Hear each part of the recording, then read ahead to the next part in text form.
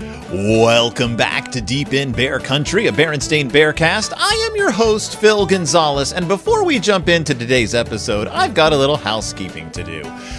Because it's the end of the year, because it is the holiday season, as we say, this episode, by the way, not a holiday episode, but in this case, I'm turning it into one, because this is about gift giving, and it's also specific to the book we're discussing today.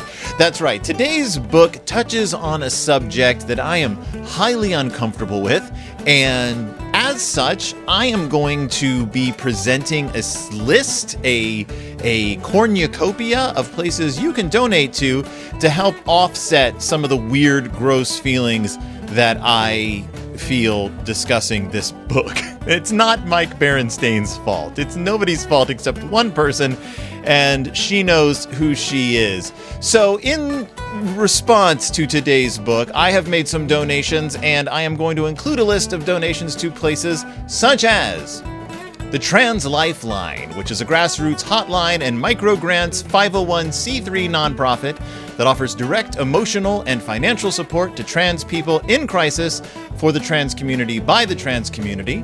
The classic Trevor Project, which offers crisis services, advocacy, research, peer support, public education for LGBTQ plus youth. The classic Human Rights Campaign, however you feel about it, the Human Rights Campaign is there. They're doing some work.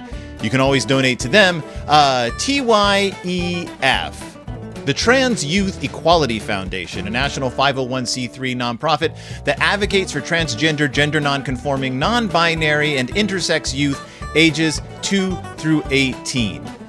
I actually put out a call for organizations to donate to, and I got a bunch of responses from a bunch of very cool people. One of my friends lives in Montana, and they recommended 4 Montana-based organizations. If you live in Montana, you know someone who lives in Montana, or you just want to support a state that has what I might say is a dearth of resources for LGBTQIA plus youth and people, and specifically trans people, you may want to consider giving to Queer Prom MT, which offers free teen events, celebrates queer joy and safe spaces.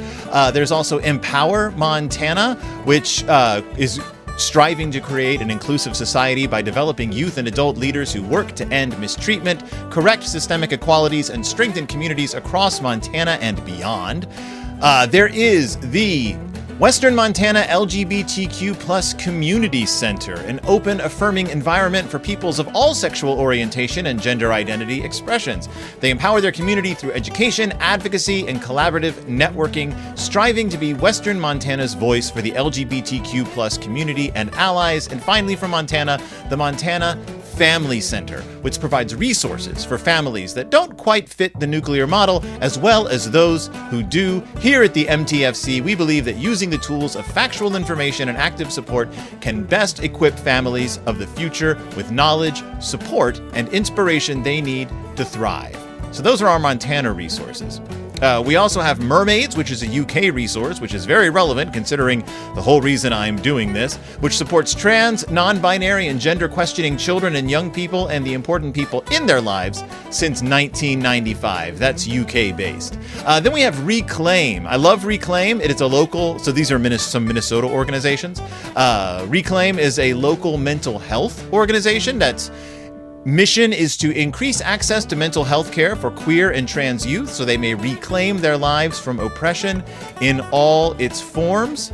We have the Minnesota Trans and Intersex Resource Network, MNTIRN, MNTIRN, I don't know how you pronounce it, a collaboration between local LGBTQIA plus organizations and individuals with the goal of assisting trans and intersex folks coming to Minnesota. So for people arriving in the state who are looking for support right off the bat, we have Transforming Families, a community where transgender, gender nonconforming, and questioning youth and their families come together to support each other in a safe, welcoming space. We have Tigers, a transgender, intersex, gender-expansive, revolutionary resources and services group. Tigers also offers a resource, a free, massive resource directory put together by Lai Baumgart, who's a local activist. You can look them up online. They have been in the news a lot.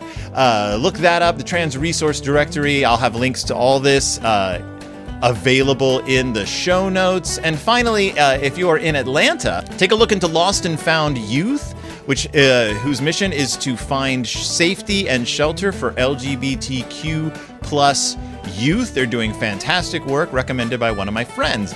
I've made donations to many of these organizations. I will be providing links in the bio or links in my show notes to all of these organizations.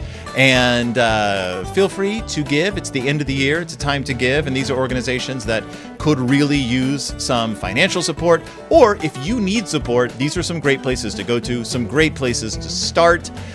Trans Lifeline in general is just a great first step. So give if you can. Use the resources if you need them. Please do. Thank you so much for listening to this long spiel. And now on to the book and why I'm covering it and all this in the first place.